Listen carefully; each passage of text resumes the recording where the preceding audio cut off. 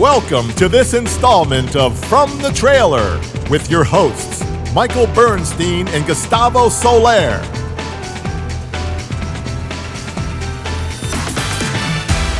From the Trailer is broadcast weekly throughout Orlando from a custom-built, state-of-the-art on-site broadcasting trailer and features interviews from unique guests from all facets of the entertainment and production industry. And now, please welcome two individuals with over 50 years of real-world experience in the world of movies, video, audio, live, and virtual event production. Your hosts for From the Trailer, Michael Bernstein and Gustavo Soler. Hey, well, thank you all for stopping by and watching another episode of From the Trailer. I'm Mike Bernstein, and to my side over here, that's the other way over there. Yeah, that box right there. That is Gustavo Soler, and he's going to be doing the audio. You might see us actually change where we're looking at different throughout this video. It's not to be rude or to be out of the way of anybody. What's happening is we're actually creating the show live from the trailer, so we have to pretty much work while we're doing the show. The room behind me, that's where Gustavo will be sitting. I don't know if you can see in the little box below. That's where he's sitting right there, and then he's off to the side, other side. Yeah. So basically, we're just doing this show to introduce people that are in the industry that don't get recognized most of the time. Talk to them about what their careers are like, how the past year has been for them, and where do they see their futures coming up.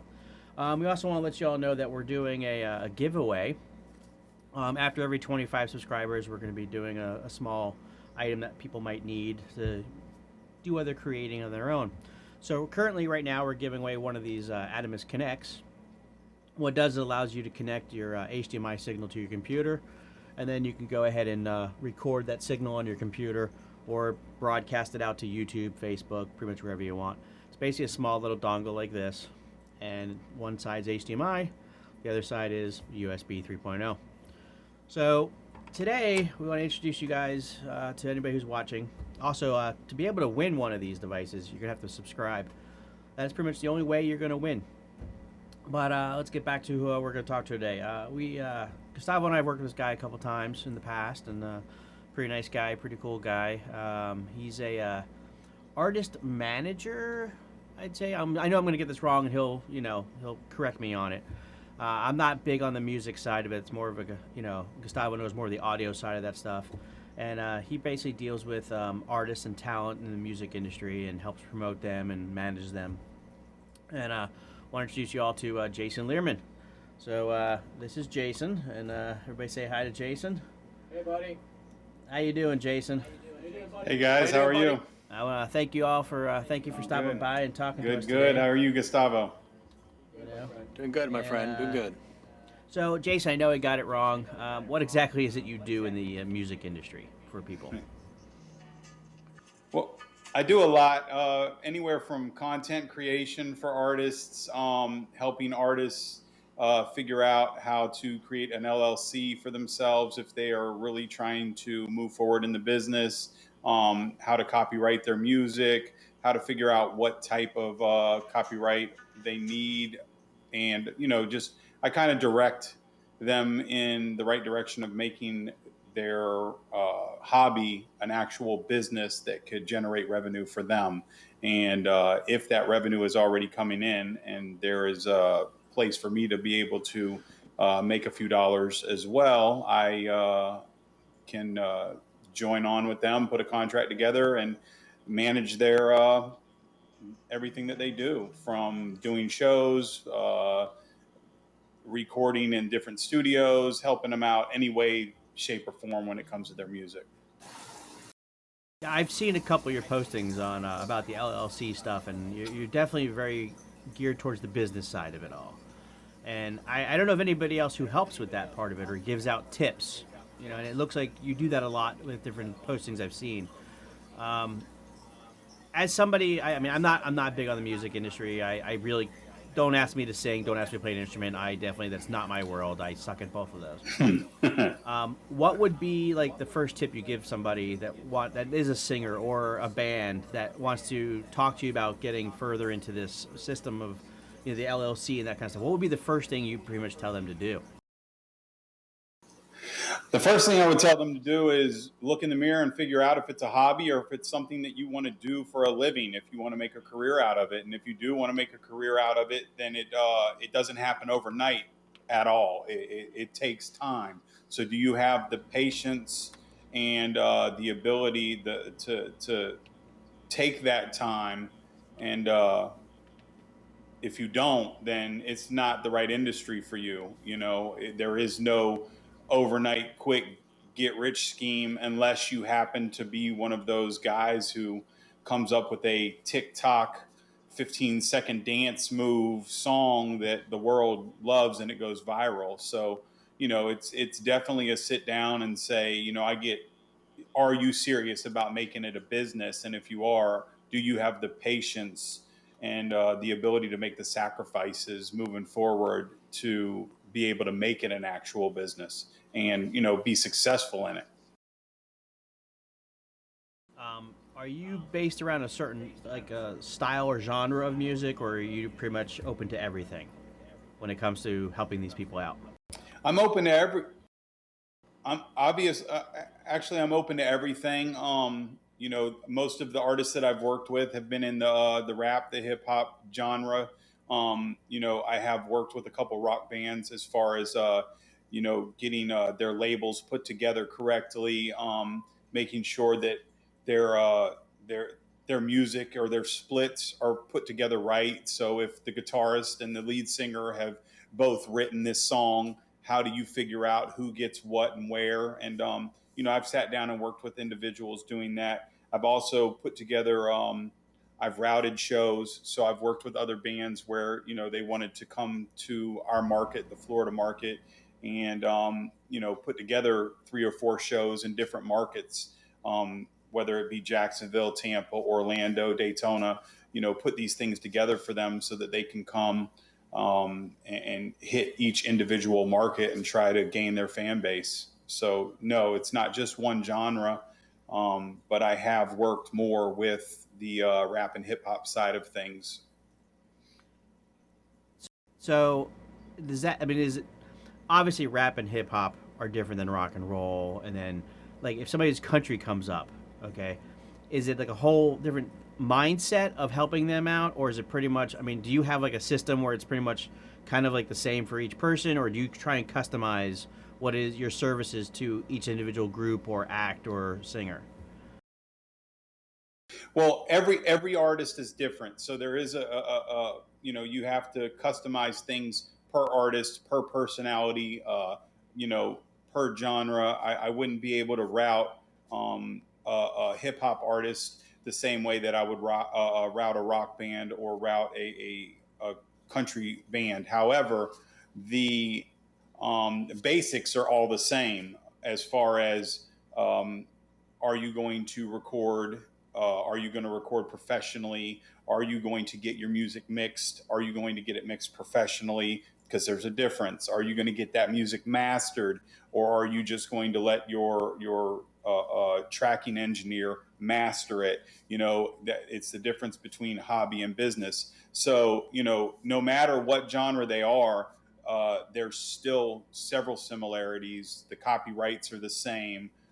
There may be different splits, like I said, but a lot of the basics are the same. But as far as if they're at the level where they're ready to tour or they're ready to do shows, then the routing obviously is different. And then, like I said, personality wise, every single artist, they're artists. So, one could be the most flamboyant individual in the world, another could be the best performer on stage and the most laid back person in real life, So, and I say that real life versus performance because a lot of people don't realize the separation of entertainment and real life. You might have the best entertainer in the world that goes out every single night and goes balls to the wall and puts on the best show ever. And then you see him off stage and he just doesn't want to be around anybody and he's soft spoken and just a normal laid back family guy. So each personality, each artist is different. However, the basics are all the same. So if I'm providing the service for somebody, the first thing I'm going to do is if they're serious and they want it to be business, I'm going to sit down with them and figure out how we're going to create that business. and then after that, how we are going to manage their upcoming music that they're going to record, make sure that everything is done correctly, make sure that everything is a budget for everything. And, you know, that's basically how it is. I gotta ask you, horror stories. I want stories, man. Tell me one ugly one. A horror story. You don't have to say the artist. Just tell him to look in the mirror, be easier. Okay. The Spinal Tap stuff.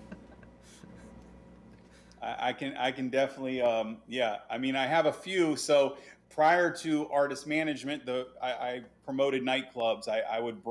We would rent out the nightclub, and we would actually bring artists, and we would, we would get the door, the clubs would get the bar, and we brought an artist, and it was the first time I learned about riders, and it was one of those things where I didn't know to negotiate the riders and do the all-in pricing and get rid of all the nonsense, and I had a big issue with that individual on the type of sandwich because we didn't have the tomatoes placed the certain way and the lettuce in a different place, and it got real. It was if I say it in a nice way, it wasn't great, but I'm sure by my facial expression you could see how irate I probably was at the situation when he told me I'm not going on stage because my tomatoes and my lettuce and my onions touched each other. You know what I mean? It's true. So I mean, it's reality. after that show, hey, it was in the contract. So that's what it boils down to. And that's, again, if I go back to the beginning when I first start talking with artists, it's you get what you negotiate. Every single thing that you want, if it's not in black and white, it's not going to happen. And if it is in black and white, you can do just like what this guy did. I'm not going on stage. Well, how about this? I give you $100 extra and you go on stage. Okay, forget the tomatoes. Let's go. So yeah, if it's in black and white, yeah, they want it. So and that's just a small one. I have a lot. So I bet. Yeah. Well, how often does like a rider like that come up? I mean, is it like a common thing? I mean, stupid requests like that, or is it pretty much the artists? You know what I mean? It is because I've heard those stories before. Like, I only want green M&Ms, and it's like, does it happen? Right. Is that like a norm? Is it, like I said, I don't deal with that side of the business, so I don't know how often it comes up. Well, again, it's all contractual. So if I'm going to book this artist and they send me their contract and rider, it's up to me to read everything in both. And if there's anything in there that I disagree with, green M&Ms, tomatoes, not touching the onions, then I need to reach back out to them and say, hey, listen, I agree with this, this, and this, but if we're going to get this done, we need to get rid of this. However, the best possible way to do that is just say, listen, okay, so your price is $20,000 plus a rider of $7,500, which is travel and whatever. What's your all-in price? How much do I pay you right now to get rid of that rider, to get rid of that nonsense, to get rid of the hotel rooms, to get rid of the airplanes, to get rid of your entourage? I want to pay you one price, and that's inclusive of everything. So now you as the artist are controlling that. And, a lot of times they will go for it because at the end of the day, it's a business. If they don't have that date filled, they're not going to make that money. Yeah, Jason, I've always discussed this, that my perspective is more on the technical side about how to, present that contract or create that rider. And a lot of times we'll throw stupid stuff in there that we don't want, need, or care about, but we want the promoter or the contractor to show me that they read that contract. I remember I've run into a rider that said, we need a midget on a skateboard. And when we call the technicians, we're like, dude, what, this is offensive. They're like, okay, cool, you read the rider, so let's talk a little bit about, the consoles and forget about the midget. Right. It's just if you didn't read it and went, what the heck is this? Then it's Right. a red flag for the production team to realize that they're going blind into a show. That's my take. Facts. And believe it or not, exactly what you're saying is more than just on shows. It's on record deals. It's on management deals. It's on any deal or negotiation that you get into, period, whether it's music, whether it's your industry, no matter what promotions, no matter what it is, the contract could have something hidden in it. And if you sign that contract without realizing what's inside and realizing that there was this Easter egg or this hidden thing in it, you're binded by what you signed to. So by not reading it or not negotiating it, you're stuck to the midget on the skateboard. And if you didn't get them and that person you signed the contract with shows up, contract. You breached it. You know what I mean? So now we have a legitimate argument. And, some artists are just going to go ahead and do their thing and get that money. Other individuals are going to hold you because, if you already gave me my 50% deposit and now here I am, and you just so happened to pay me before I was about to go on stage and I see you didn't handle everything, well, I got 100% of my money. You breached the contract. Now we're in an argument. Who's right? Who's wrong? So, it's the same with the music. If I'm in a studio and my friend is recording me for free and I put the music out and it becomes a hit record and it goes viral overnight, like some songs do, who owns that song? Or do I owe a part of that song to the person who produced it for me because I didn't pay for it, or there isn't a work for hire, or I have no receipt? So it's the little things like that I try to help certain artists with. And, I provide this service to help them through those things because, friendships don't always lead into business, and some friendships end because of business. And what happens if that record that went viral, your friendship ended, and that person finds out that they can get half of that money or 75%, or they may own all of it because they might have said, I'm going to let you record for free. In turn, it's my music. I own the master to it. So, it's all about negotiations. It's all about being, if it's going to be a business, then you need to get with somebody who understands the business and how to protect yourself, whether, and if you don't know anything about it, find an entertainment lawyer. Most of the artists, they're doing their thing. They're doing the music, they're doing the creative style, the artistic side of everything. And you can't expect, it's like running a business and thinking that you also know about counting, taxes, Right. labor law, all that stuff. It's just like, dude, what do you really do? You can't be do all the trades. We try. Facts. And you try. And that's, in all of my businesses, that's exactly how I run mine. I know my limitations. If you don't know your limitations, you'll push yourself too far, you'll miss things, and you'll end up losing. So what I do is I figure out what it is that I can't do, and I find the people that I know can do that and successfully, and I'll pay them to do it. Same thing I tell the artists. Listen, if you don't know how to make beats, stop making beats. Pay somebody who knows how to make the beat, or buy a beat. If you don't know how to record yourself or mix yourself well, put some money to the side and go to the studio. Pay an engineer to do it. Find if you don't know how to create content, find someone else to create the content, and then you focus on the fact that you're the most amazing songwriter ever. Write songs. That's what you do. You write your songs. You write your do that. You let everybody else handle everything else. You need to find the people to put into position to do those things for you. Correct. Look for the support. Absolutely. What how has the last year been for you guys? I know. Oh yeah. It's definitely got to been difference on the business has definitely had to change for you in the last year and a half. How much has it changed for you that you've seen?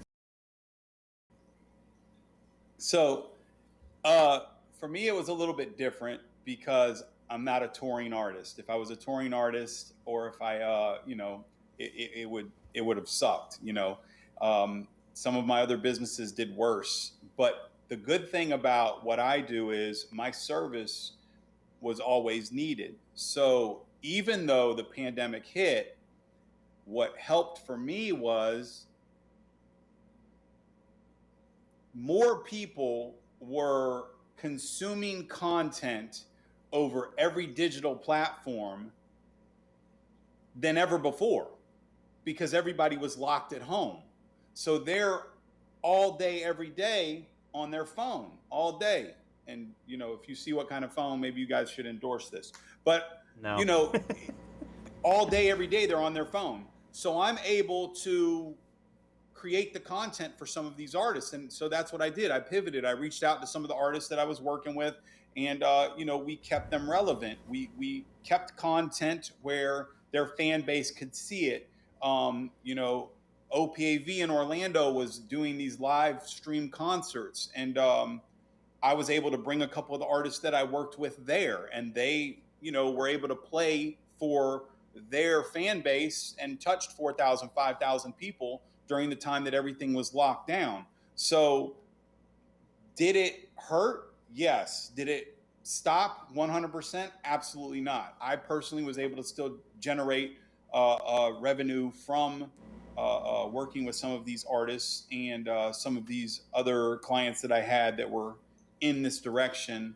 But for the club owners and for the promoters and being able to route shows, absolutely, it was one of the most horrible times. I think, you guys know live events were the first to go and they're the last to come back. So, it's been a nightmare in a lot of ways, but, I've been blessed to, me personally, I've been blessed to work with some good people, and, my pivot game is very strong. It only takes this much for me to figure out a way to generate something somewhere else, and if I didn't have that ability and didn't have strong people around me that could, again, like we were just saying, Gustavo, do the things that I can't do alone, I might not have made it.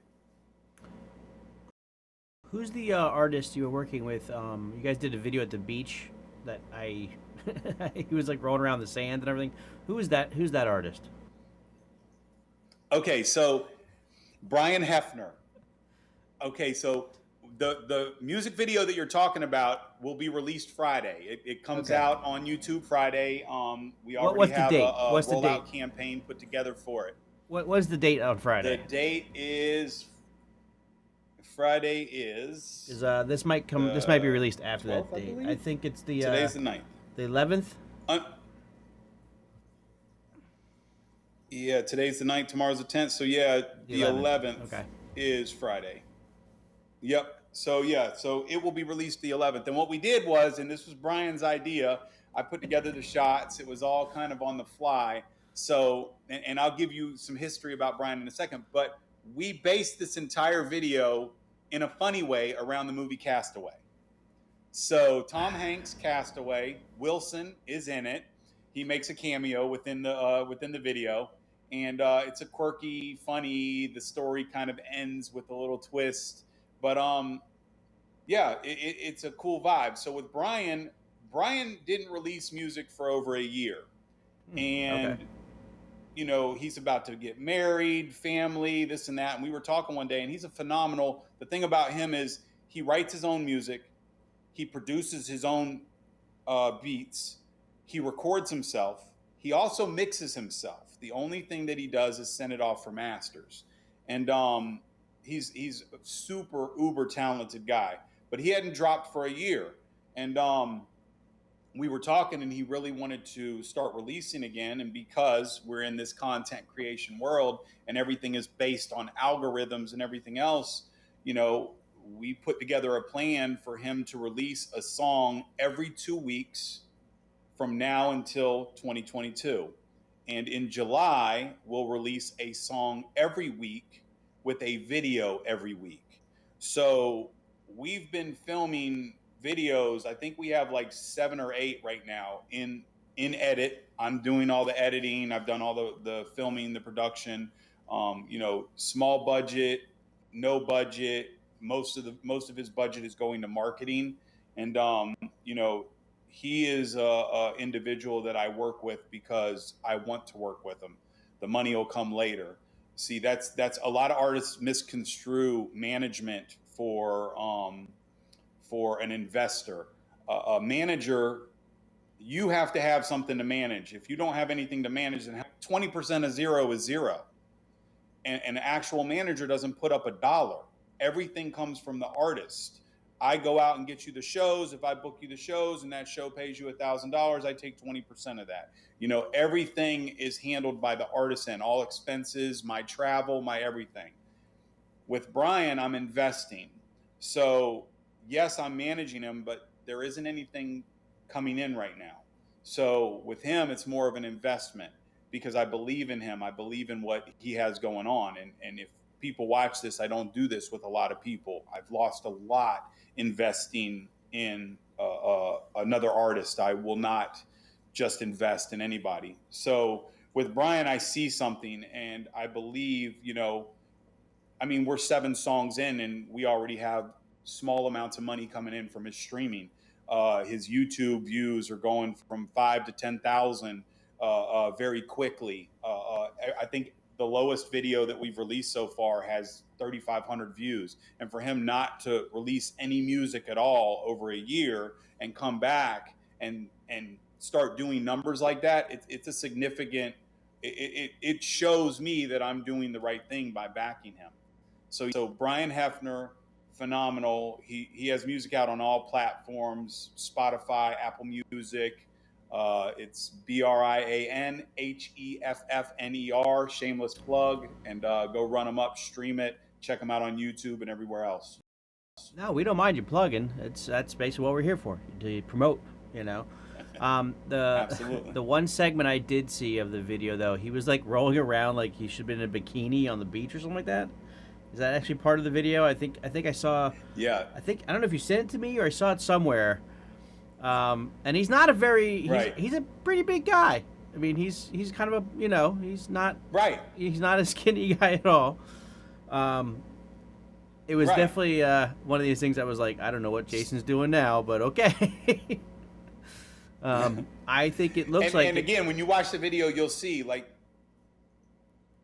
I'm sorry, go ahead. No, I think it could definitely be a funny video. I don't know if you're going for the funny part of it or not. I mean, you said it's a kind of a spoof on the movie, so I hope you're going for the funny side of it. But from what I saw, it looked really funny. My other. Yeah, so Brian, again, go ahead. Going to personality, Brian's personality is funny. Like he's a uppity, happy, always happy guy. And, so that's, when Tom Hanks landed on the island, the first scene, he was actually laid out on the beach. He woke up and he walks. It's a cool shot that we wanted to emulate, but we couldn't because there were so many people on the beach. And where we shot it at, it was during the day and there were people everywhere. So I had to cut angles to actually get the shots that I got to make it look like it wasn't a Daytona beach or a Flagler beach because of the rocks. But in the scene, Tom Hanks wakes up on the beach, realizes, oh man, I'm stranded, looks over and walks into the camera shot and sits down sort of at a side angle. That's the shot we were looking for. It went from that, since we couldn't do it, to saying, why don't you just lay there and perform? As if you woke up, you're on the beach and you're like, oh my God, and you perform. And then we go into the shots where he finds the mail. He opens the mail. He finds some Takis. He eats them. It is. I purposely filmed parts of it in slow motion, 48 frames to go back to 24, and then sped it up 480% to give it a weird look, but super fast on certain parts of it to make it look funny. When he would have certain expressions, it would be very fast. And, so when you see the video, you'll see where we went with it. And again, it was, most videos we sit down and we put together a treatment, we put together a storyboard and we do all that. We had none of that. Brian and I met, we have 3 videos to shoot today. These are what they are. Go find locations and do it. And that's the difference of having an artist that has a budget to say, listen, okay, $3,000 for the video. This is what we're going to do. We're going to put together a treatment. We're going to rent locations. You need how many extras? Let's get the extras. Let's do this. Let's do that. And putting it together correctly. So, the good thing is, going back to personality, there's room for error with this video because he's such a funny guy, and his expressions and everything else will add to the flavor of the song. No, that's really cool. Do you see that for somebody like that? Would you say he's more going to be like a merchandise type sales artist, or do you think? I mean, do you think he would be more famous on like maybe a weird shirt or something with his, or do you think the music actually will sell more than his tickets type of stuff? You know what I mean? Because I know most of the artists now make their money on the shows. Not as much on selling the music. Right. So how do you see where he's going to end up going? Exactly. Well, the goal is, and again, this is every artist has their own individual route. But with him, shows are going to be in the future one of the directions that we push. And right now, we are using targeted marketing to figure out exactly who his fan base is and who is consuming the most. And believe it or not, 13 to 17-year-olds in England are eating his music up. The majority of his streams and the majority of his YouTube views are coming from 13 to 17 in England. So that's euros. That's a whole different type of money. So, the goal now is to use that data to retarget everything else we release to slowly but surely build that fan base up enough to where we can route a tour throughout the UK. And so, that's the plan now. It's a 12 to 16 month plan is what we're doing. But we're doing it all independently. We're going to do it ourselves. We're not looking for a label. I do have business partners that that are helping me out in certain aspects of this. But I believe that as of now, we're just routing his fan base. Once we generate that, or once we lock that fan base in, we're just going to keep giving them more and more and more and more until they actually want to see them. And then that's where we'll generate the revenues from that tour. We'll set up the shows, we'll book the venues, we'll do everything. And then, the payouts will be pretty large for us. No, that's really interesting. I never, like I said, I'm not in the music side of it all, so to me, it's all new. You mentioned before, creating these businesses out of these artists.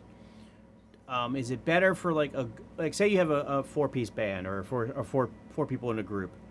Would it be better than be like one company, or should each person be their own entity underneath a company blanket? I mean, I might be saying it wrong. I don't know, because I'm not in the music industry, but. Would it be better for each 4 to be individually or as one whole, merged group in the long run, do you think? In the long run, I believe, it all depends. You have different avenues you could go. You could go, we're going to create a record label, and then we're also going to have our band. And then, if that band gets super known and has money coming in, and labels are going to start looking because they have all these followers in this fan base, now you have more to negotiate because you're already a label. So I don't want you to sign our band, I want you to sign our label. Let's get a label deal together or a joint venture. But to answer your question, if I was a band and there were 4 of us, I would want to create a LLC, either a label or the band as a LLC, and we all are equal share partners in it.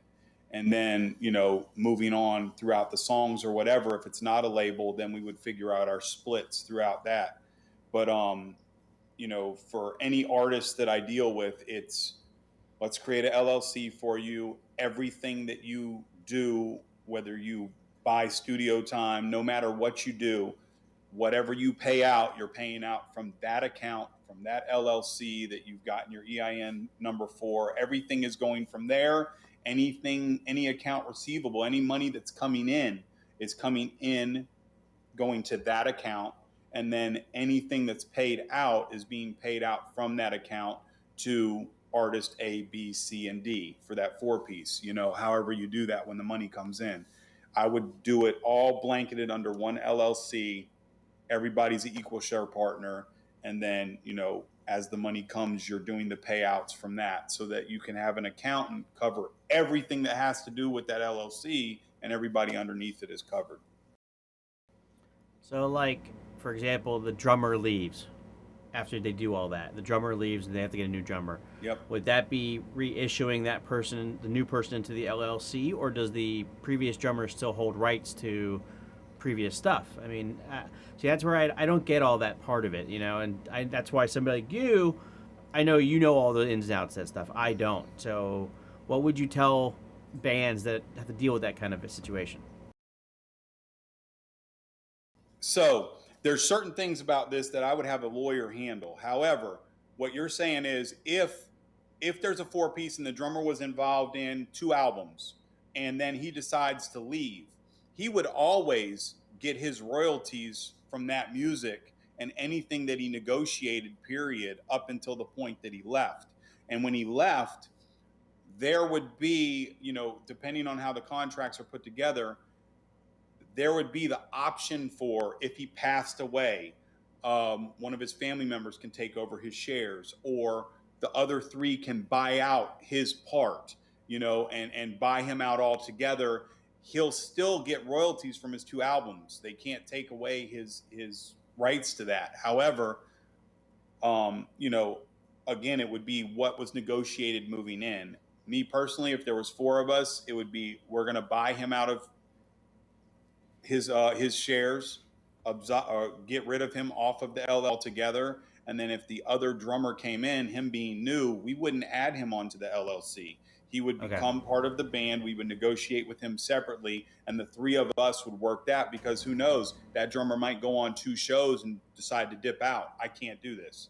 We have 10 shows ahead of us. I can't be on the road like this. So I wouldn't want to add that individual into the LLC being new like that, or into that business or that label. The same as some of the rap artists. So what we do is we have them create a label,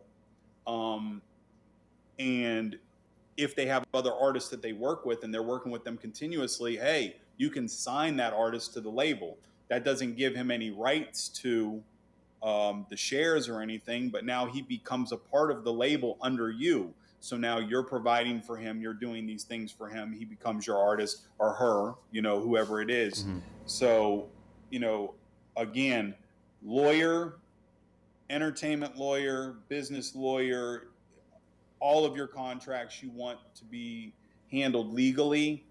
But especially with a business, if there's 4 of us and one decides to leave, I'm definitely going to make sure that there's a way that the other 3 can buy him out. Or if unfortunately they pass away or something like that, there's a way for their family members to come and get the shares, or we buy that out from them as well, Now, you say the lawyer, is that some services your company also provides as well, finding lawyers for these people? Absolutely. I have Daniel Martinez. He is a lawyer that I've known for many years. Great guy. And in Orlando, Jay Yoko, she's super dope. And she's teamed up with a lawyer over there. So anybody who comes to me that's in that area that I can't get to, or I have too much going on, I'll pass on to her, because she's super dope too. And she knows the business. I mean, I learned stuff from her just watching her. So, but yes, Daniel Martinez is a lawyer that I know. There's several other entertainment lawyers. My partner in LA, he has lawyers out there as well. So yes, 100%. If contracts come in, or if it's something that a label sends to us, I can read it, but that doesn't mean I don't know the ins and outs. So I'm going to read it, and I'm going to pass it on to that lawyer so he can read the language that I may misunderstand. Like I said, I know the basics. I know what you need to do to protect yourself. I know, I can smell the BS coming when I'm reading it, but there's some language sometimes that they'll put in those contracts that you'll read it and it'll say, hey, that background back there looks like pink. And something else will come in there and they'll say, nope, the whole time it was cyan.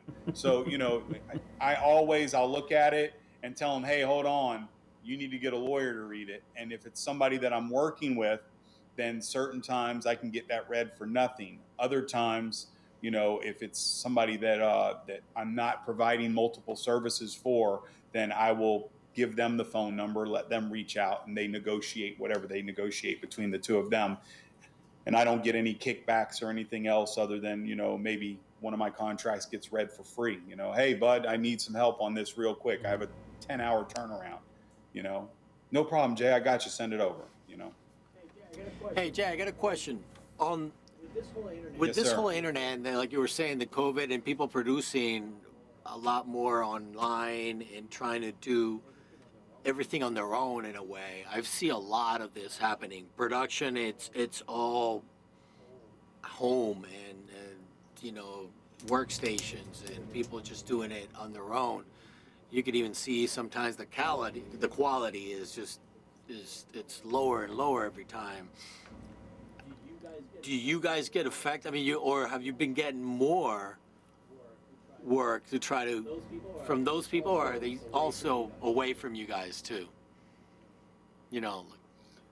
Well, it depends. So I have a few artists that I work with that are doing exactly what you're talking about. They have 100% turned their entire everything, their DJs, everything is out of their home, 100% out of their home. And what I was able to do is with a couple of them is say, hey, listen, the quality where you're coming from, the quality of your stream could be 10 times better if you put $1,000 into it. Get a switcher, throw a GoPro here, throw this there, throw these things here, take your audio and route it through this way. So now you have clean audio going in. It's not just your speakers booming, or you're doing it from your phone. Turned into a professional stream that is very simple for you to do and almost plug and play. And, I can get the equipment, I can put that together, I can do what needs to be done in your little setting and, set you up through a pay portal where you can get tips. Oh, no, it was the market. We were talking about the market, everybody doing on their own. Yes. Got you. And the production, product coming out which is mediocre. Right. Yeah. But at the same time, it's mediocre, but it's still getting a lot of attention from the media because we lowered the bar. Right. Well, what happened? Gary Vee says it best, man. It doesn't matter if it's perfect. Put it out there. Somebody's going to watch it and somebody's going to like it. Yeah. Well, it is. It's true. There is content that's being put out on a daily basis that, to you, myself, and Mike, we might think it's trash, garbage, whatever, And when you actually sit back and look at the viewership that piece of content is getting, it's like, how are 200,000 or 300,000 people loving this? Meanwhile, I'm looking at it and it looks like trash, like my camera now, because my other camera fritzed out, So it's one of those things where, you still want to touch your fan base. So if you have a fan base that loves your music and loves to see what you're doing, and all of a sudden COVID or something like this happens, they still want to see you. And, a lot of times they won't care how they see you because, they know as well that they're sitting in their house locked in and can't go anywhere. So let me see what I can see. And it's, instead of not doing anything at all, do the best that you can do. And, a couple of the DJs that I work with, I was able to look at their live streams on Twitch and some of the other places that they were streaming to at the time and say, hey, listen, man, if you invested $1,000 right now, I know COVID is here, but you can invest $1,000 into making sure that your audio isn't coming out of your speakers directly into your show. We can get you a switcher, throw the GoPros or whatever cameras you have, little Sony handy cams or whatever else, throw them all in the mix, and now you have a, you know, it looks like a high budget professional DJ stream. It sounds like it as well. And your fan base is going to watch it, and they're going to tip you and send you money or whatever the hell they do. But for $1,000, I can build it out for you. I can put together a small little ATEM. You can put these things together, and you can film yourself in the luxury of your own home. You don't have to pack up all your gear. You don't have to go to the club that you can't go to anyway because they were all closed at the time. And, you know, I can drive out there. We can put this together for X amount, and we can set your whole little home studio up. And now you're streaming something that looks professional, even though, you know, people at the time don't really care because they just want to consume the content. But at the same time, the more professional it looks, the more people want to, you know, come out of their pocket or run your views up enough where you can generate some small revenue. And there are some, you know, a couple of the DJs that I worked with and set this up with, they are still, right now today, Florida's been open, and they're still streaming out of their bedroom studio that they set up during COVID. They're not planning on going back until somebody is paying them top dollar to go back. You know, they're going to keep spinning every week and doing what they do right out of the luxury of their own home. What's your point? I get your point.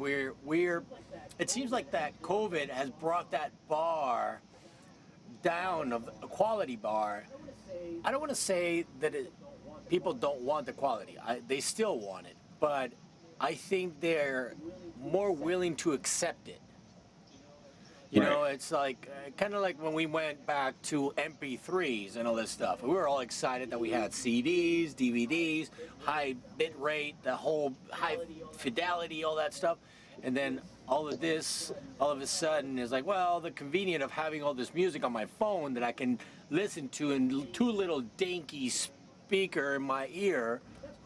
That's cool. I like it. I want to keep it on my phone, and I want to carry it around with me and hear it everywhere. So it's been a little frustrating. So we were working on changing all that, and it was kind of picking up, and then bam, COVID hit, and then now it's like, oh, well, it just happened, correct? I mean, we had an internet problem, we had a little issue, we figured it out, we came right back.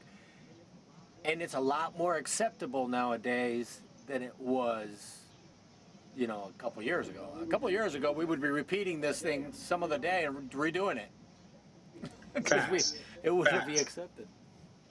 Yeah, because my $1,000+ camera decided it doesn't want to work anymore, but my $100 little thing plugs in and we're going and we're going to finish the show. You know, and this right here, if I was on the other end of producing a show, I would be freaking out right now because we'd be doing exactly what you're saying, Gustavo. It'd be like, nope, that's it. Show's over. We're going to rebudget, reschedule, reshoot. It is not going down like this. However, we live in this world right now.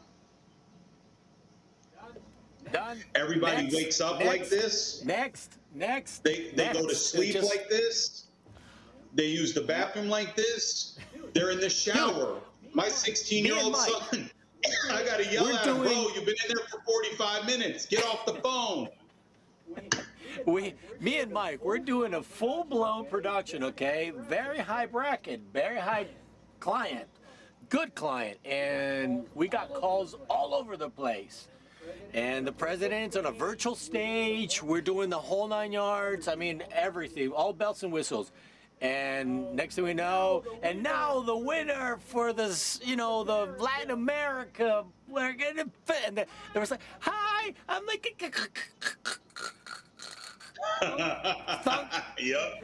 the president goes up on stage, is like, well, this happened, so we congratulate the South American, Colombian, whatever lady. She's going to move on, and we might hear from her, some recording that she'll send to us, but let's, you know, this happens, and it's acceptable. Yeah, that was 2 years before. Yeah. We would have been asking for a refund. I mean, the best thing about that show is the CEO president he's talking about um, recovered it perfectly. The guy knew exactly what to say.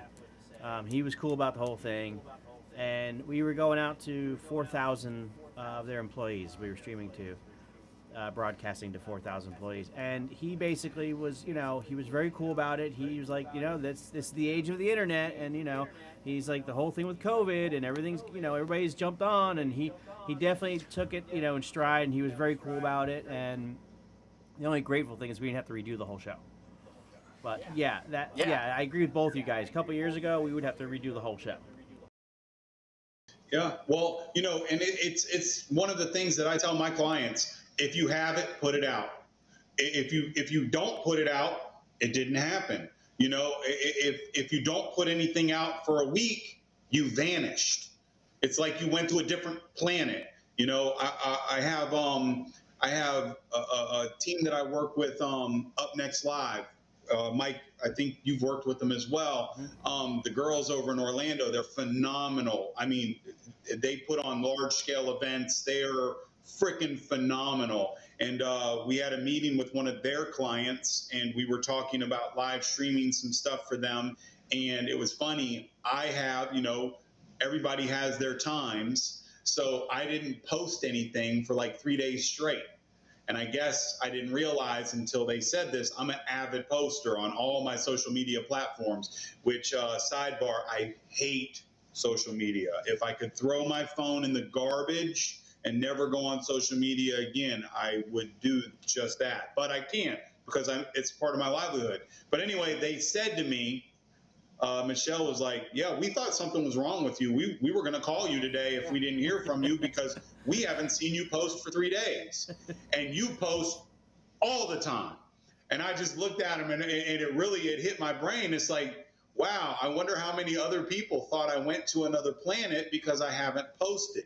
So because of that conversation that I had with them and them pointing that out to me, I now point that out to my clients. Hey, I don't care, bro, what you're going through. Put it on autopilot.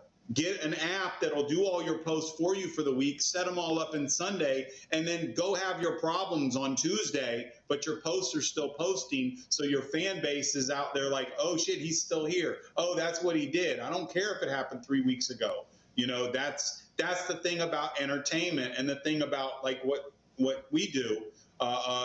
Nobody knows what goes on in the background. There might have been 1,000 mistakes, but the show went on.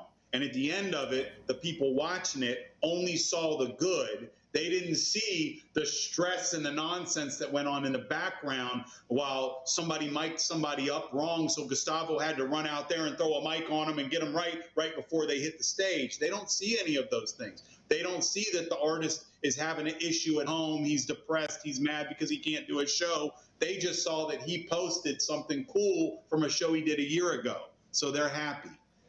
That's the thing. Content. Get it out. I don't care what it is. We're going to have to have you teach me and Mike, because Mike is better than me. But I'll put it to you this way. I'm going to the same note. My wife got emails, especially at the beginning of this whole social media really taking off. And it's like, hey, you still with Gustavo? I'm afraid to ask if you got divorced or something because I don't see him anywhere. I don't hear about him. He doesn't even say, likes. He just opened up Pandora's box because she should have left him a long time ago. You are not a nice person, Mike. Hey, he married up, she married down. What do you want? Oh, for sure, man, for sure. Oh my goodness. Well, let's not talk too loud because my lady's back there, and I went up and she went way down. So we don't want her to know that and her leave me and realize that she went down to the pits of hell and pulled me out and got lucky, but not lucky. So but yeah, that's yeah. One more quick question for you, Jason. Where do you see you going next with your company? The sky's the limit. To be honest with you, I am, this is probably the first time that I'm saying this, but I am putting the majority of my focus into the Brian Hefner project. So, the other artists that I do work with, I will continue to work with them as much as I can, but I am on board with this project as more than just a manager. So it may take a lot more of my time than I am expecting. I'm not all in yet, but I'm at least waist deep. So, moving forward, where I see myself is if we continue to grow as fast as we are growing, my services may be off the table for everybody but him. But I'll still make my posts and I'll still help people. And like I say in all of my posts, my phone number is everywhere. If it's about business, call me. If it's about BS, I'll block them. If there's a question that you have that might take me 5 seconds to answer, if I have 5 seconds to answer it, I'll answer it without charging. I'm here to help because I've had several people help me. The stuff that I've learned from all these years didn't come from just books, and it came from failure, it came from mistakes, it came from other individuals that are doing 10 times what I could ever think of doing, telling me, hey dude, that's dumb what you're doing, do it this way.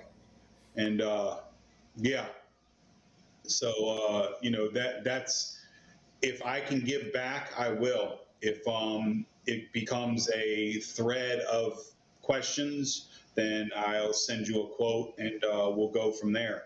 But I'm definitely here to help. And like I said, moving forward, where I see myself in the next 12 to 16 months is on tour somewhere with Brian in a different country, getting some, generating some revenue that isn't US dollars. That's cool. Very cool. That's Very pretty cool. And We got to figure out a way to get the trailer overseas with you. Yeah, yeah, and that trailer's phenomenal, and Thank hopefully, some of these shows that we can do, we can get the people to book you guys to come and do it, because, yeah, man, it's just what you guys have there, is people won't understand what it is until they see it with their own eyes. It's you can say a million times, hey, I have a production trailer, okay. And then they see it and they're like, holy, this is what you have? Whoa, it's like a television station inside of a trailer. That's literally what it is. So, yeah, I would love to see you guys, that trailer, at some huge concerts, huge events, and we I've would love to definitely have it out at mentioned your this next trailer. concert. Yeah, it'd be awesome, man. And I've mentioned it to several other promoters that I know as well, and let them know, you could have not just a live stream, a broadcast stream, something that it would look like something on television that they would do at a television station, but on location. Oh, thank you. We were going to use it at the last event with you, but the only problem was there was nowhere to park it. Being on the water is kind of a hard thing, Jason. We haven't made floats for it yet, but we're working on it. Yeah. You get that thing floating, and I promise you, we'll have it sitting off of Daytona Beach somewhere doing something. Yeah, because I did ask too. I was like, "Hey, Boys and Girls Club, can we put this thing down?" And the hotel was like, "No, no." But I wish we could have, because that would have been awesome. Would have been a lot easier, a lot of cooler events. Well, I definitely want to say thank you for your time, and I've definitely learned a lot. I mean, like I said, the whole music side to me has always been a mystery. I mean, making the music videos is not a problem. I mean, I've done that tons of times, but it's like the creating of the music and where the management, all that's all new to me. I mean, we did talk to other guys that have written music, and it's really cool to hear different sides of it. I definitely want to say thank you for taking your time to talk to us today, and again, if you have anybody who's definitely interested in management or learning more about what Jason does, please reach out to him, get a hold of him. We'll have all his contact information in the description below on this page. And as always, if you want to find out more about him, please get a hold of him below. And anybody who, right now we're also doing a giveaway of an Adamus Connect. I know Jason wants one because, he always wants whatever he can get. And it's pretty much a pretty cool device. Lets you take your webcam or your HDMI signal into a computer, and you can do your own video streaming, your own video recording. And to be eligible to receive one, Jason, you know how to do this. All you got to do is subscribe to this channel. And thank you again for that. And pretty much that's the easiest way to win. Just subscribe. And every 25 subscriptions we get, we're going to do another drawing for another device. We don't know what's coming up in the future, but we do have other cool products we're going to be giving it away. I know we've got one set up for, a special one at 100 and a special one at 1,000 for subscribers. And I'll just say it's going to get bigger and better. And once again, I want to say thank you so much for Jason for taking his time out.